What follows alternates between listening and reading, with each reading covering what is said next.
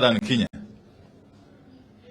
It is the position of the parliamentary group that the millions of Kenyans struggling with the high cost of unga, sugar, fuel, school fees, and electricity, among others, businesses struggling with shortage of supplies, high taxes, Kenyans struggling with high medical expenses, parents, civil servants struggling with diminishing pay and increased tax deductions, do not believe this bill is from a government working for them.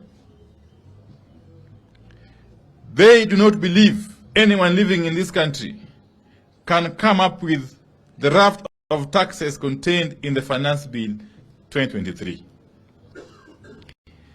Our parliamentary group has also taken an extremely dim view of the arrogance with which the Kenya Kwanza administration wants to take billions out of the pockets of some of the poorest people in this country, while expecting them to cheer.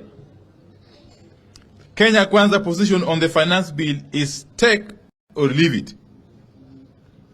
We take the position that the budget proposals offer completely no support for working people and upcoming businesses.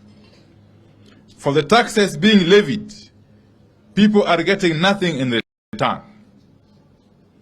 We oppose the burden being imposed on working people through reckless measures like house levy, income tax, and taxes on per diem. We oppose increased taxes on startups and small businesses. We oppose increased taxes on fuel, which will raise the cost of the product by at least Kenya shillings 10 per liter.